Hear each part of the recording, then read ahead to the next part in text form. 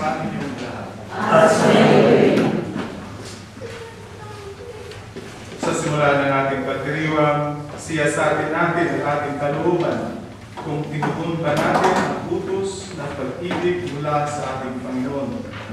Sandali tayong tumahimik at aminin ang ating mga pagkakasala.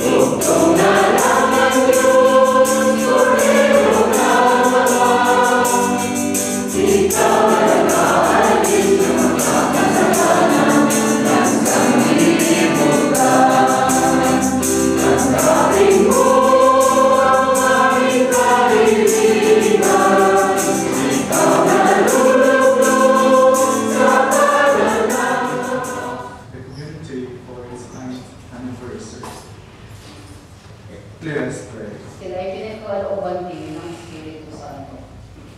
Sino ba ang makakaalam na binyagan sila sa tuloy? At inutos niya binyagan sila ang salita ng Diyos. Mga masasamang palagay sa tao. Ito ay sapagkat hindi lamang nagmumula sa puso ng tao ang pag-ibig. Inihayag ng Diyos ang kanyang pag-ibig sa atin nang isugo niya ang kanyang bugtong na anak upang magkaroon tayo ng buhay sa pamamagitan niya. Ito po ang salita ng Diyos. Salamat sa Diyos.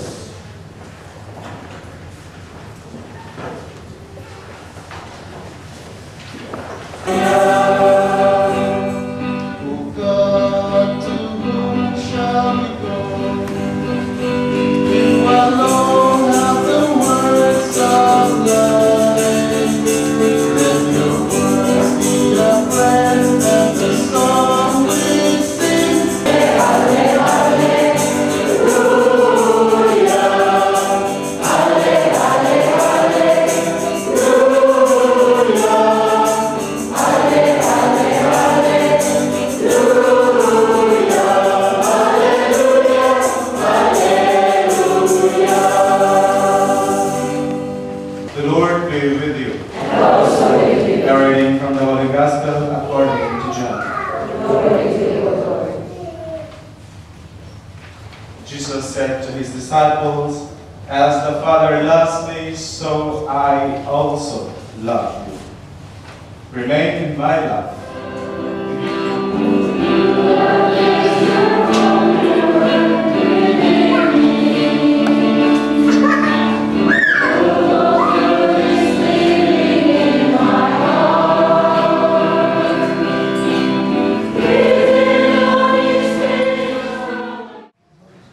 Welcome kay Sister Flor Castillo. I think kasi very special itong araw na to, and it's very special Mass as well. Rosary, and then after Rosary there's a Mass.